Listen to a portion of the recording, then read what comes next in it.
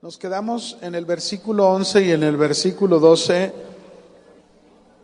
donde hablábamos que no menospreciemos el subpunto de no menospreciar la disciplina del Señor. Ya vimos algunas cosas de ahí.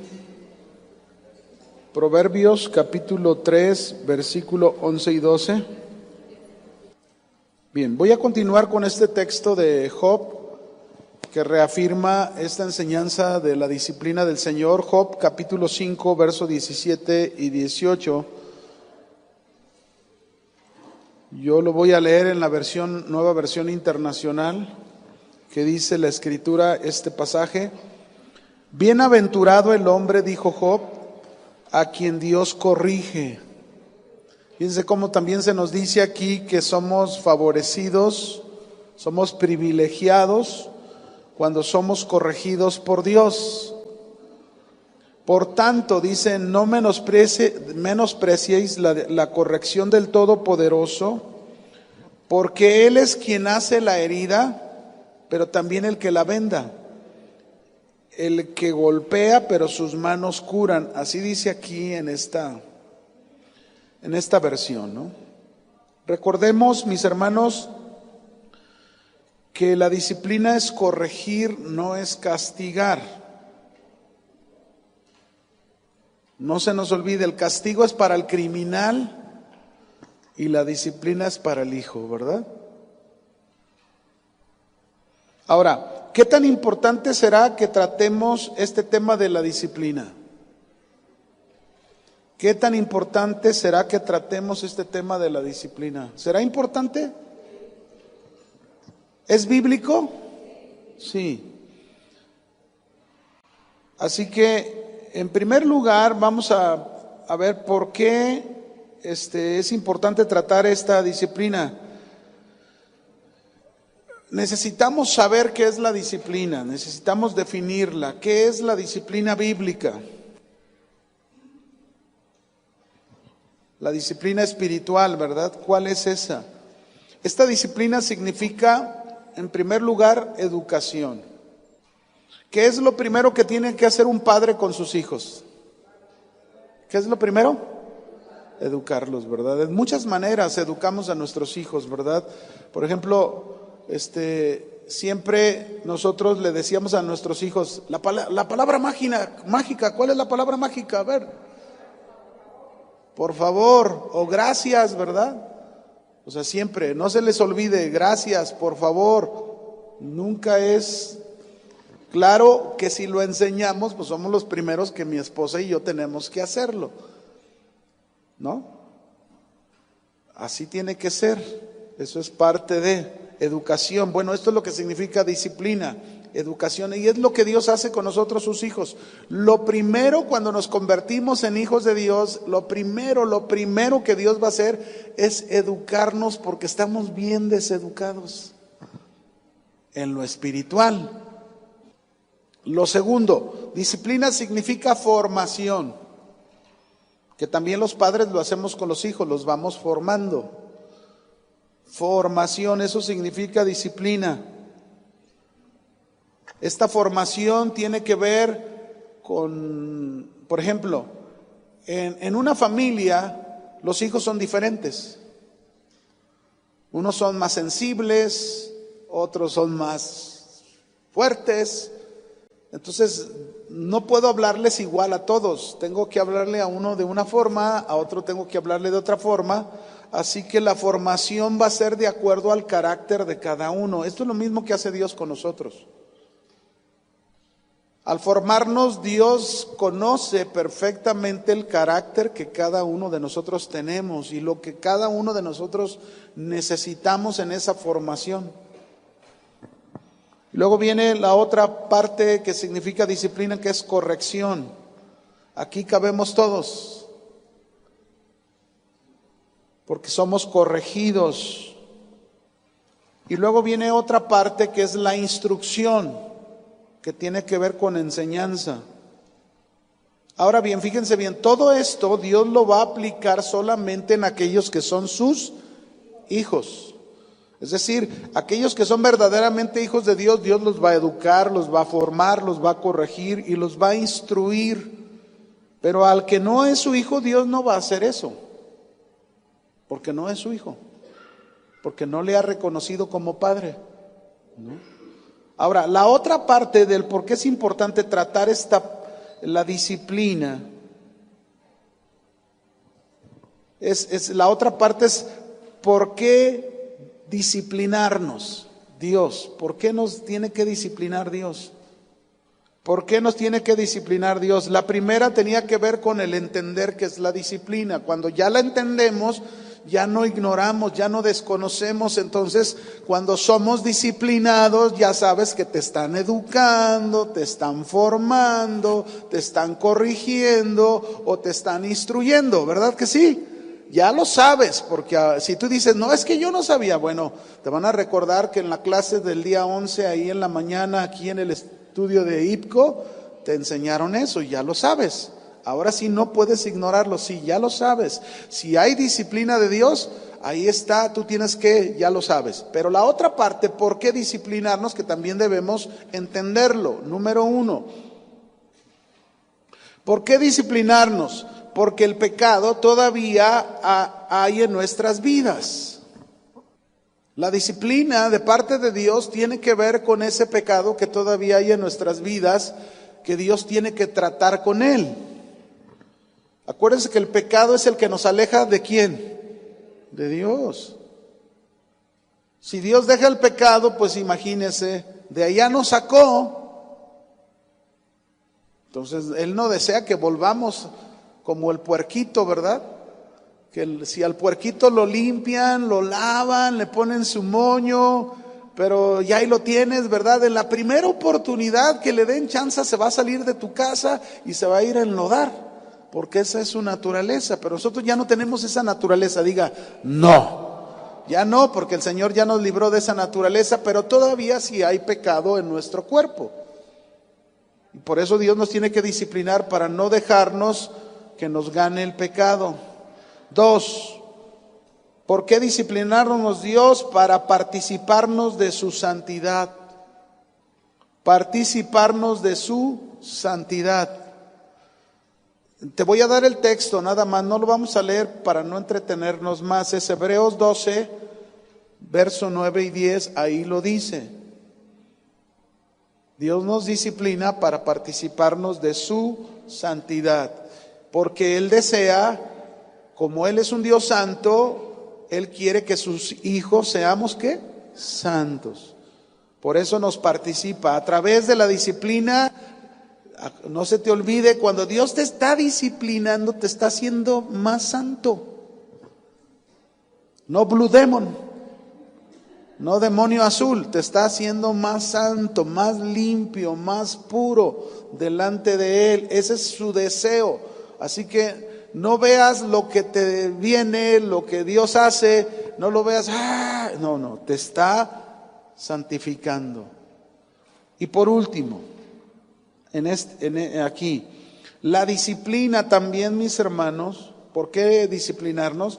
Porque la disciplina es una señal del profundo amor de Dios, que tiene para con nosotros. Algunos pensamos que cuando estamos en la disciplina, ¡ay, no me quiere! No, sí nos quiere, y mucho. Es lo que Dios está haciendo, tú no lo entiendes ahorita, pero lo vas a entender después. Y cuando ya lo entiendes, mire hermanos, yo se los digo porque, yo uso mucho este ejemplo porque para mí no hubo mayor momento en que yo pude vivir este tipo de cosas. Cuando me pasó lo de mis ojos, yo me acuerdo que siempre estaba, ¿verdad? Mientras estaba en el problema, le decía, Señor, ¿y por qué a mí? Yo soy tu hijo, mira nada más. Pero luego después, ya que pasó todo y todas las bendiciones que vinieron después de aquel trato de disciplina, entonces ya como que cuando ya lo entendí, y ahora le decía, Señor, no merezco tanto. Así nos pasa. Primero, mientras no lo entendemos, hasta gemimos y gritamos. Pero luego ya que pasa y empezamos a mirar los frutos de Dios y luego después decimos, Señor, no merezco tanto. Así pasa. Por eso digo que la disciplina es una señal del amor profundo de Dios para con nosotros. Dios no abandona a sus hijos, nunca. ¿Cuándo? Nunca. Así que, hermano, nunca se sienta solo, porque nunca va a estar solo. Si tiene a Dios por Padre, si tiene a Jesucristo de su lado, usted nunca está solo, aunque lo sienta, nunca está solo. ¿Sabían que Jesús experimentó eso un día en la cruz? Y él dijo, Elí, Elí, lama sabactani, ¿por qué, Padre mío, por qué me has desamparado? Él lo experimentó en su naturaleza, porque en ese preciso momento él tenía todos los pecados del mundo sobre él. Pero no que Dios lo dejó, porque él era Dios. Él lo experimentó en su naturaleza humana, esta situación, pero Dios nunca lo dejó. Como a nosotros, Dios nunca nos va a ¿qué? A dejar. Bien, ahora vamos a un tercer punto de por qué es importante la disciplina. Un tercer punto que tampoco podemos ignorar. Ya hemos visto dos puntos, el saberlo, que es la disciplina. El segundo dijimos, ¿para qué nos disciplina? El por qué lo hace. Y el tercero, ¿qué usa Dios para disciplinarnos? ¿Qué usa Dios para disciplinarnos? En primera instancia, Dios usa su palabra. En primera instancia, Dios usa, ¿qué usa? Su palabra. Dios jamás, mis hermanos, nos va a disciplinar sin usar su palabra. Porque si Él me dice que yo discipline a mi hijo, pero al disciplinarlo, primero tengo que explicarle el por qué lo tengo que hacer. Te voy a disciplinar porque hiciste esto y esto no es bueno para ti, no te va a servir en tu vida, no es útil en el futuro para tu vida y necesitas entenderlo. Ya te lo había advertido con palabras, pero no escuchaste. Ahora tengo que hacerlo por medio de la disciplina. Bueno, usamos palabras antes de aplicar la disciplina. Dios usa su palabra para disciplinarnos. Muchas veces, mis hermanos, antes de que llegue la disciplina, ya Dios nos está advirtiendo una y otra vez por medio de su palabra, pero muchos somos necios y cuando no entendemos, entonces saca la varita de la corrección y dice, la vara y la corrección traen ¡zas! Y la disciplina duele, hermanos. Sí duele. Pero una forma con la que comienza es ¿con qué? Su palabra. ¿Con qué disciplina Dios nuestras vidas?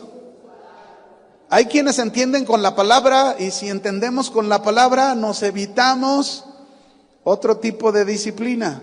Ya lo entendí, Señor, gracias. Y ahí quedó. A mí se me hizo muy padre cuando yo conocí a mi esposa, porque ella me decía, era un polo de 180 grados comparado con el mío, ¿no? Porque ella dice que bastaba con que su papá se quedara fijo con la mirada y les dijera algunas cosas para dejar de hacer lo malo que estaban haciendo, con palabras. Yo dije, pues yo ni con palabras, ni con palo, ni con, híjole, fíjense cómo unos de una forma y otros de otra, ¿no? Bueno, a algunos cristianos les basta con la palabra. Dios habla y con la palabra lo entienden y no se ocupa que Dios tenga que ir más allá. Amén. Así que si usted quiere aprender eso, pues desde que Dios le está hablando, deténgase de lo que no está correcto en su vida. Dios ya se lo está diciendo. ¿Sí? Tristemente a veces son casos, mire, ayer tuve una consejería que cuando se fue la persona, yo no pude aguantarme.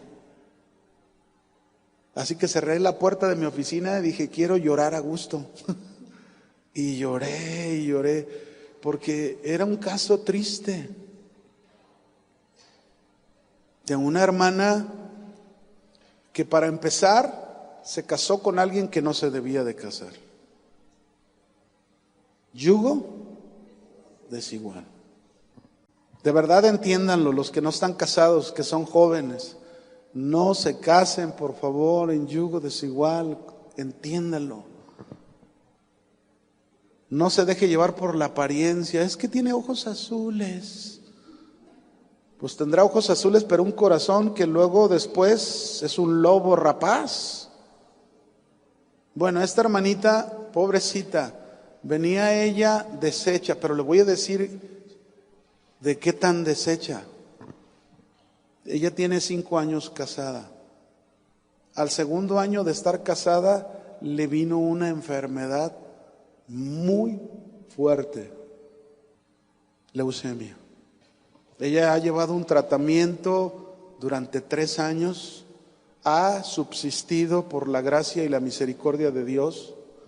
Ella iba pues muy delgada. ¿Saben lo que hace esta enfermedad, verdad?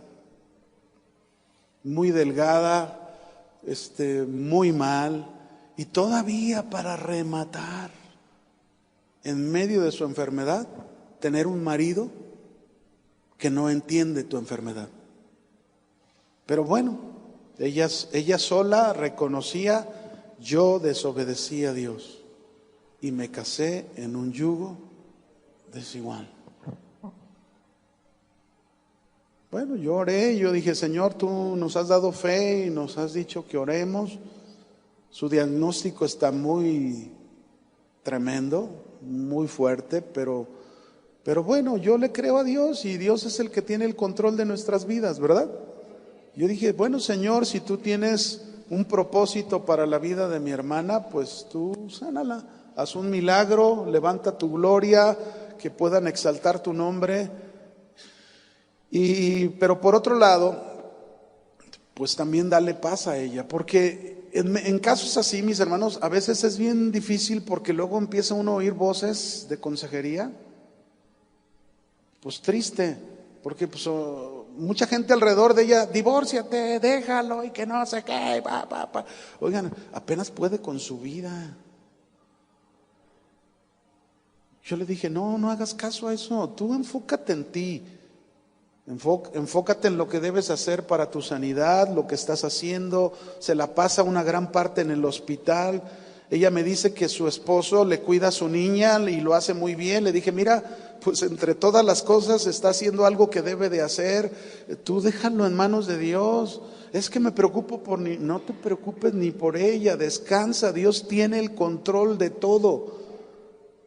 Aunque Dios nos llevara con Él, Dios va a poner gracia sobre la vida de nuestros hijos, porque eso es lo que nos ha prometido en su palabra.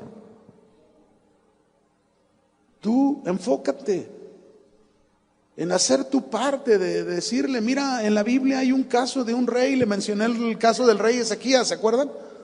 Cuando el rey Ezequías le mandó al profeta Isaías Dios y le dijo: dice el Señor que prepares tu casa porque vas a morir. ¿A cuánto les gustaría que el Señor les llegue una palabrita así profética? ¿Ninguno? Bueno, dice que cuando le dijo el profeta Isaías, este hombre, este rey, dobló sus rodillas y empezó a orar a Dios: y Señor, pues apiádate, ten misericordia, dame oportunidad. Y le dio oportunidad, que le habló al profeta Isaías. Y bueno, el Señor dijo que te va a dar chance a 15 años más. Mis hermanos, déjenme decirles una cosa: la vida nadie la tenemos comprada. ¿Alguno de ustedes sabe cuántos días más le quedan? Ninguno sabemos cuántos días nos quedan. No podemos desperdiciar nuestro tiempo como cristianos. Debemos aprovechar el tiempo haciendo caso a la palabra de Dios. La palabra de Dios tiene el propósito de corregirnos, educarnos, instruirnos, formarnos, para cuando llegue ese gran día, que va a ser el día de tu graduación, de tu verdadera graduación. Será ese día de cada uno de nosotros, cuando el Señor nos pida cuentas. Amén. No es ese papel que cuando lo recibes aquí, a la foto, ¿verdad? Ya terminé el básico, ya terminé el intermedio, el diplomado, el obispado y el no sé cuántas cosas más, ¿no? No, hermanos, hay satisfacción dentro de la humanidad pero la mejor satisfacción es llegar a ese día de graduación bien. Amén. Por eso hay que hacerle caso a su palabra. La otra cosa que Dios usa para disciplinarnos es su trato con nosotros. El trato de Dios con nosotros. Es decir, ya usó su palabra, nos ha explicado su palabra, pero quienes no entendemos, quienes no hacemos caso a su palabra, Dios tiene que usar ese trato para alguien. Por ejemplo, Jonás. Dios le habló a Jonás su palabra y le dijo: Jonás, ve y predícale a la ciudad de Nínive. Y Jonás no quiso. ¿Y saben por qué no quiso? Porque de él sabía que si iba y les predicaba, Dios los iba a perdonar, y él no quería que los perdonara, él quería que los consumiera. Algunos de ustedes Dios les está hablando así y ustedes quieren el rayo del cielo, el fuego del cielo, y el Señor te dice: ve y predícale, perdónalos. Bueno, Jonás no hizo caso y Dios tuvo que meterlo dentro de un pez por 3 días y 3 noches para asemejar lo que haría el Hijo de Dios. El ser sepultado por 3 días y 3 noches. Ahora se imagina, ya que salió del pez, cómo olía. Si a veces se aventa una tostada de ceviche, no sé si le ha pasado, se la come y luego huele y híjole, qué horrible huele, y te jabonas una como hasta 10 veces y hasta entonces te pones crema, perfume y ya por allá. Ahora imagínese del pobre de Jonás. Algunos, mis hermanos, de nosotros así llegamos a oler muy fuerte, porque nos han disciplinado, han tratado con nosotros. No sé qué clase de pescado nos ha tenido que meter el Señor, pero solamente con el trato lo entendemos, porque después de que salió del pez, Dios le volvió a hablar a Jonás, y Jonás fue y lo hizo. Bueno, lo bueno es que Dios nos da una segunda oportunidad y hasta una tercera oportunidad, ¿no? ¿O no? Pero ahí va a estar el trato de Dios. Si eres hijo, ahí va a estar el trato de Dios. Ahora, no solamente lo hizo con Jonás, también lo hizo con Moisés. Dios había llamado a Moisés, pero primero tuvo que tratar con él y lo envió 40 años al desierto, después de haber probado las delicias de Egipto, de ser casi considerado como el futuro faraón de Egipto. Imagínate, las mejores escuelas, el mejor vestuario, no le faltaba nada, y de repente, por una circunstancia, Dios lo lleva al desierto para tratar con él y quedarse sin nada. 40 años tratando Dios con Moisés, y todavía vino Moisés, liberó al pueblo de Israel, lo llevó a la tierra prometida, y antes de llegar a la tierra prometida, Dios le dijo: háblale a la roca. Y ya desesperado del pueblo, agarró la vara y la golpeó a la roca 2 veces. Y Dios tuvo que tratar con él y le dijo: Moisés, asómate en la montaña y solo ve la tierra prometida, porque tú no entrarás en ella. Y no entró. A lo mejor a muchos de nosotros no nos toque ver cumplirse la promesa de algo que Dios nos ha hecho. Y quizás no lleguemos a mirarla, cumplirse esa promesa, porque quizás nos equivoquemos como Moisés y Dios tenga que tratar con nosotros. Pero es una manera de disciplinarnos. Pero también, mis hermanos, Dios usa los sufrimientos. ¿Qué usa Dios? Los sufrimientos. Hay circunstancias en la vida que Dios los usa para disciplinarnos. Pongo el mismo caso del ejemplo que les dije de la hermana. Ella misma, en medio de su problema, de su situación difícil, ella decía: pero pastor, esta enfermedad ha sido para bien. Y luego le dije: ¿por qué para bien? Porque yo me había alejado de Dios, pero ahora he vuelto a buscarlo como no tiene una idea. Fíjense qué tremendo. A veces lo que tiene que pasar en nuestras vidas para poder estar bien con Dios cuando le hemos conocido ya. Ella se había alejado quizás por su misma situación que ya estaba viviendo con su marido, quizás cuando le empezaron a diagnosticar su problema, se empezó a alejar. Pero lo bueno es que el Señor, al que es hijo, ¿qué hace el que es hijo? Y Él usa los sufrimientos para disciplinarnos y hacer voltear nuestros ojos a lo que es correcto, a lo que es bueno. Y ella dijo: yo estoy agradecida, a pesar de todo estoy agradecida porque este sufrimiento me ha hecho regresar con Dios. Pero también, mis hermanos, Dios usa las circunstancias, no solamente los sufrimientos. Dios usa las circunstancias. Cualquier circunstancia que pasemos en nuestra vida, Dios la va a usar para corregirnos, para disciplinarnos. Amén. Ahora, déjenme terminar con esto en este punto. No se nos olvide, Dios nunca va a disciplinar al que no es su hijo. Al que no es hijo de Dios, Dios va a aplicar sus juicios sobre él, no su disciplina. Por ejemplo, un caso de la Biblia, el rey Acab. El rey Acab no era hijo de Dios y Dios no lo disciplinó, Dios no trató con él, le advirtió muchas veces, pero nunca quiso volver su corazón a Dios. Era tan duro en su corazón que él no era su hijo y Dios no lo disciplinó. Dios envió juicio sobre él y sobre su esposa Jezabel.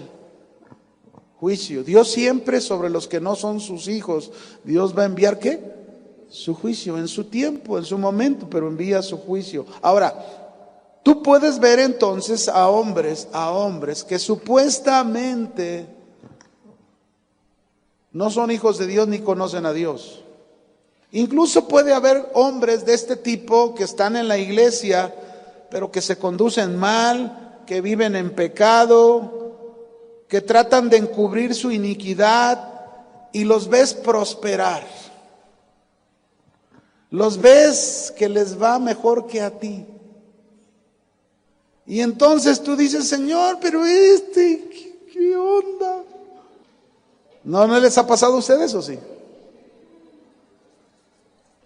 Yo me acuerdo cuando también pasé lo de mis ojos, lo primero, yo me acordé de alguien y se lo recordé: Señor, ¿por qué a mí? Fulano, él está enseñando y mira, yo sabía muy bien de su vida, yo sé que y le decía y el Señor me volteaba: ¿y qué? Yo es contigo, no con él. Ahí es el problema, que a veces no lo entendemos. Al que es hijo, Dios lo disciplina, trata. Al que no es hijo, Dios no lo disciplina.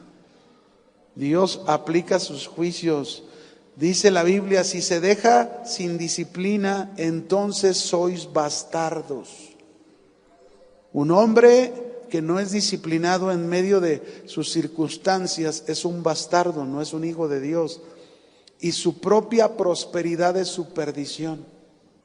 Así que no ponga su mirada en ellos. Amén. Vamos a seguir adelante. Proverbios 13. Dejamos la disciplina, el tema de la disciplina, y sigue avanzando. Vamos a ver ahora, claro, después de hablar de lo que hablamos, pues como que se antoja algo diferente, ¿verdad? Pero vamos a ir al verso 13. Y dice el verso 13: bienaventurado el hombre que halla la sabiduría y que obtiene ¿qué? La inteligencia. Este es otro subpunto, ese es el subpunto número 6 de cómo debe de ser nuestra relación con Dios. Acuérdense que estamos hablando en el capítulo 3, primero, cómo debe de ser nuestra relación con Dios, para luego hablar cómo debe de ser nuestra relación con los hombres. El tema que estamos en el capítulo 3 se llama la relación con Dios y con los hombres. Ese es el tema que estamos tratando en todo el capítulo 3, que habla. Ahora, el subpunto de cómo debe de ser mi relación con Dios aquí es que nuestra relación con Dios, anótelo, nos va a traer felicidad. Nuestra relación con Dios nos va a traer ¿qué? Felicidad. Esto quiere decir, mis hermanos, que un resultado de nuestra relación con Dios,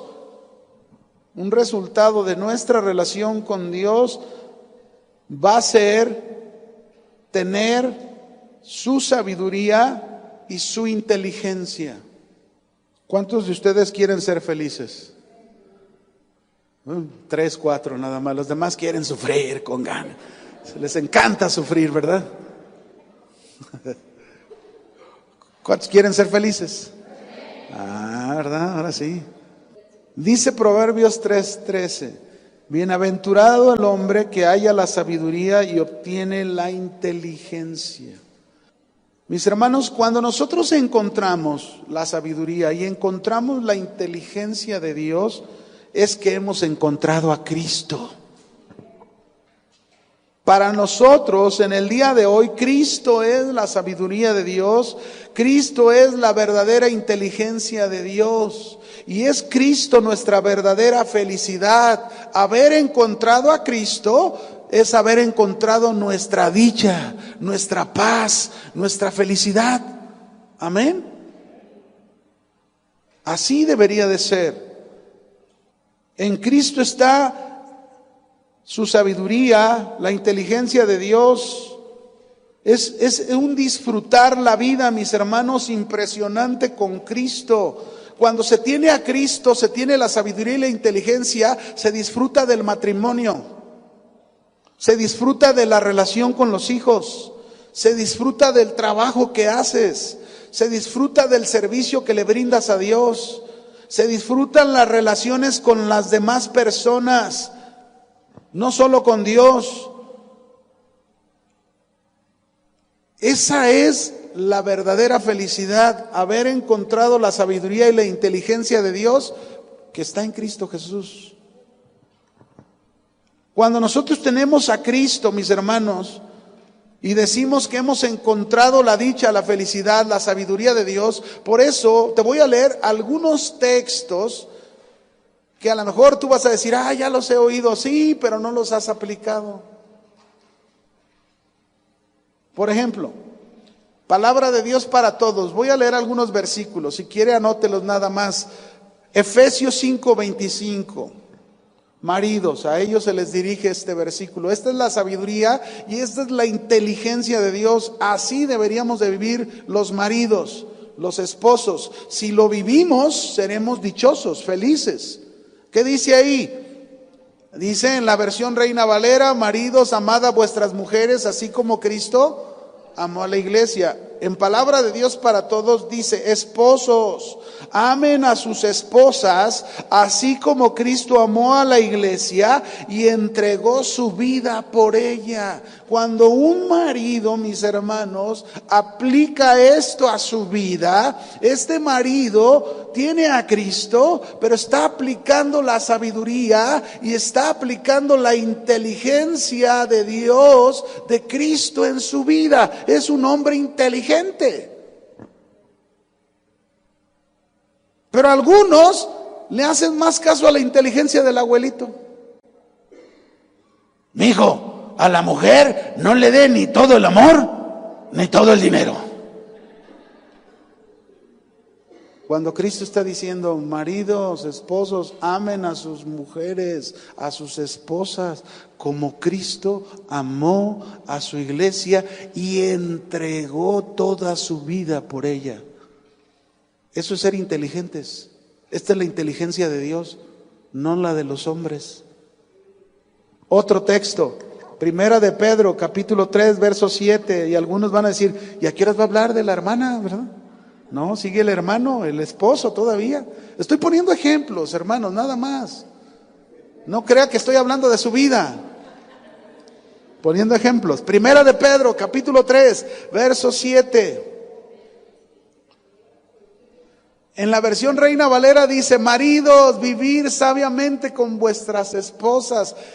Y dice que las tratemos como vasos frágiles, como coherederas juntamente de la gracia con nosotros. Bueno, la voy a leer, palabra de Dios para todos. Dice palabra de Dios para todos: de la misma manera, los esposos deben saber vivir con sus esposas, o sea, en este caso con su esposa. Pues maridos es en plural, esposas no es que tengamos muchas, lo entiende, ¿verdad? Es decir, marido debe saber, esta palabra saber vivir con tu esposa y respetarla como es debido. Los maridos tenemos que aprender a saber vivir con nuestras esposas. A veces los maridos, mis hermanas, a veces no entienden o no entendemos a las esposas porque queremos que las esposas sean como nosotros somos y no puede ser posible. Imposible. Porque ellas son mujeres y nosotros somos hombres. Es lo mismo también. Las mujeres a lo mejor quieren hacer a los maridos como ellas. Imposible. Somos diferentes. Un día voy a invitar a mi esposa para que ella dé una clase que me encantó esa clase. La diferencia entre un varón, entre un hombre y una mujer. Y la dimos en novios esa clase. Pero está muy buena porque habló que a los hombres somos como el waffle. Dice, y a los hombres tenemos un espacio vacío. Y yo dije, caray, a ver, explícame eso, ¿no? Porque no lo entiendo. ¿Cómo que tengo un espacio vacío? Y fíjese, ella estudió, se informó y todo, y sí es cierto. Si ustedes se fijan, cuando los hombres hacemos una cosa, siempre pensamos en una cosa. Pero las mujeres hacen la cocina, se ponen a lavar, como 20 cosas hacen al mismo tiempo. ¿Sí o no? Y entonces ella explicaba, mujer, no te desesperes porque tienes espacio vacío, por eso él obra de esa manera. Están las esposas, tranquilas, ¿verdad? Ya me salí por otro lado. Pero bueno, los esposos debemos de saber vivir, tenemos que aprender a saber vivir con las esposas y respetarlas, dice, como es debido. Y luego dice, ella es más débil que ustedes. Por eso dice, trátenlas como un vaso que a nosotros sí nos gusta que nos traten y pum, pum, pum, duro. Pero ¿cómo vamos a tratar a las mujeres? Sí, las mujeres son más emocionales. Dios las hizo más sensibles. Hay que tratarlas con cariño, con ternura. Queremos que nos hagan una rica comida, pues por favor. Mire, yo ahorita llego a mi casa y sé que por eso te quiero, le digo. No es por la comida. Pero la verdad es que es una dicha, hermano, saber vivir con las esposas. Es aprender, eso es inteligencia que nos da la sabiduría de Cristo, la sabiduría ¿de quién? De Dios. Cuando nosotros nos aferramos a vivir contrario a lo que la Biblia dice, ¿cómo estamos? Están en el mueble y los dos. Ya el otro no. Nomás porque el televisor no le pueden cambiar de canal o la mitad, partirlo a la mitad y un canal cada uno. No, disfrutar. Hermanos, yo la verdad, créame que yo estoy pasando los años más hermosos de mi vida en mi relación con mi esposa. Los mejores. ¿Y saben por qué? Porque yo también me he hecho el propósito y sé que mi esposa igual, de decir, híjole, ¿cuántos años nos quedan? Yo no quiero un día, al menos yo no quiero un día, si es que Dios así lo decide, que yo tenga que despedirla antes que yo con el Señor. Yo no quiero un día sentirme mal porque no hice esto. Yo no. Yo quiero sentirme satisfecho que si así fuera, hice lo que debía de hacer. Y lo mismo de ella hacia mí. Estoy convencido, los dos pensamos igual, porque hemos aprendido de esta sabiduría de Dios. Así debemos hacerlo, mis hermanos. Pero no nada más habla de los hombres, déjenme hablarles a las hermanas también. Primera de Pedro 3, 1 y 4, estaban felices las hermanas, ¿verdad? Volteaban y, ay, échele duro, hermano. Y algunas hasta pensando, ¿por qué no me traje a mi esposo? Primera de Pedro 3, estamos hablando de ejemplos de tener la sabiduría y la inteligencia de Dios, que es tener a Cristo, ¿verdad? Dice aquí, Se las voy a leer ya en esta versión, palabra de Dios para todos. De la misma manera, esposas, acepten la autoridad de su esposo, acéptenla, aunque no les guste. Mande.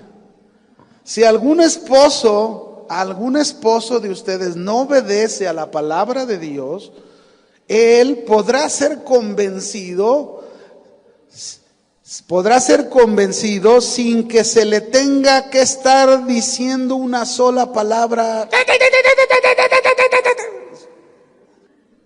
¿Sí me entendieron, verdad? Hablé en señas. Sin que se le tenga que decir una sola palabra. ¿Cuántas? Ay, hermano, es que ¿quién va a aguantar no decir una palabra? Bueno, esa es tu inteligencia, pero esta es la inteligencia de Dios. Tú decides cuál inteligencia quieres seguir teniendo. Esta es la sabiduría de Dios.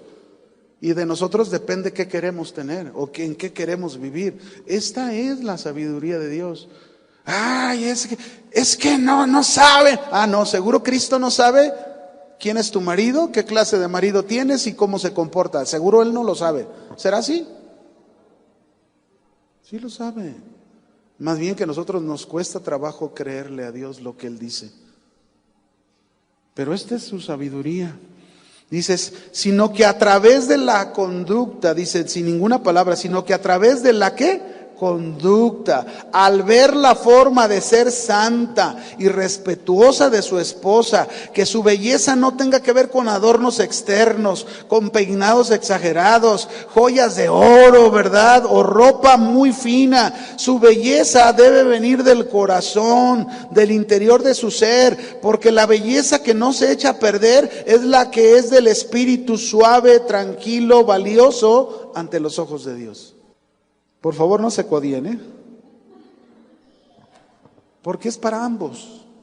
Dios a ambos, cada quien sabe en su papel, cada quien sabe lo que nos hace falta de adquirir la sabiduría y la inteligencia de Dios. ¿No creen? ¿Seguimos o ya le paramos? Otro ejemplo, pero ya no vamos a hablar ni de la esposa ni del esposo. ¿Les parece? Digo, para que no se me vayan a enojar y luego al rato no me hablen, y entonces ¿para qué quieren? Voy a hablar ahora de Colosenses 3, verso 22 y 24. Voy a hablar de los que trabajan, de los obreros, de los empleados y de los que servimos a Dios. En ese sentido, siervos, o sea, tanto el que es obrero, empleado o el que le sirve a Dios. Siervos, obedeced en todo a vuestros amos terrenales. ¿Obedecer cuánto? En todo. Es que mi patrón es un pagano, inconverso. Sea lo que sea. La Biblia te dice que tú debes obedecer lo que en todo. Cuando dice obedecerlo en todo, porque ya sé que algunos, ya lo estoy viendo ahorita, algunos que están pensando, oiga, usted dice que obedecerlos en todo, y si él me dice que haga algo contra Cristo, ¿a poco lo debo de hacer? En todo quiere decir, claro, que no afecte nuestra fe en el Señor Jesucristo, definitivamente, ¿no? Por ejemplo, si un patrón me dice, yo puedo perder mi trabajo. Si un patrón me dice, haz una nota diferente, ¿verdad? Con más cantidad en vez de esa cantidad. Yo no tengo por qué hacer eso. ¿Sabían? Cuesta mucho y me puede costar el trabajo, pero yo no tengo por qué prestarme ese tipo de cosas. Y se los digo porque yo lo viví. Yo fui un empleado en lo secular y hubo ocasiones donde algunas cosas se tenían que hacer. Yo nunca me presté para eso, porque no, yo voy a ser honesto y voy a ser honesto toda mi vida. ¿Sabían que así debe de ser el cristiano? Toda su vida. Dice, entonces, pero cuando dice obedeced a todos vuestros amos terrenales, precisamente había una problemática en que el que ya era creyente no quería obedecer al pagano. Entonces Pablo, no es así, obedézcanlos. Cumplan bien con su trabajo. No sirvan al ojo, es decir, lo que hagan no lo hagan para el ojo del patrón, háganlo para el Señor. No queriendo agradar a los hombres, sino teniendo temor de Dios, dice aquí. Y todo lo que hagan, todo lo que hagamos, lo hagamos de corazón Dice ahí, como para el Señor y no para los hombres, sabiendo que del Señor recibiremos la recompensa de la herencia, porque a Cristo el Señor servimos. Esta es la sabiduría de Dios, mis hermanos. Esta es la inteligencia de Dios que quiere que usted y yo aprendamos a adquirir en nuestra vida.